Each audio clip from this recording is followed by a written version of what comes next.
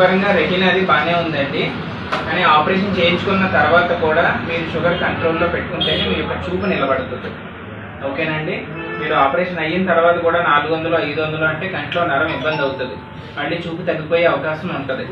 శుక్లం operation అంటే ఏంటి? మనం బయట కంటి అద్దాలు పెట్టుకుంటున్నాం కదండి, మనం బయట కంటి అద్దాలు పెట్టుకుంటాం కదా, అదే విధంగా కంటి వెనకాల మధ్య భాగంలో కూడా దేవుడిచ్చిన ఒక అద్దం ఉంటుంది. అది వయసు రీత్యా తెల్లగా అయ్యింది. దానివల్ల బయట నుంచి వచ్చే కాంతి అనేది కంట్లోకి వెళ్ళడం లేదు. దానివల్ల మీకు చూపు మసకగా తయారైంది. మీకు ఆపరేషన్ అనేది ఏంటంటే దేవుడిచ్చిన అద్దాన్ని తీసేసి మనిషి తయారు చేసిన అద్దాన్ని ఆ మధ్య భాగంలో పెడతారు. క్యాటరాక్ట్ ఆపరేషన్ అనేది చాలా చిన్న ఆపరేషన్ అండి. కానీ ఆపరేషన్ అయ్యాక మనం కొన్ని జాగ్రత్తలు తీసుకుంటేనే ఆ చూపు అనేది నిలబడుతుంది.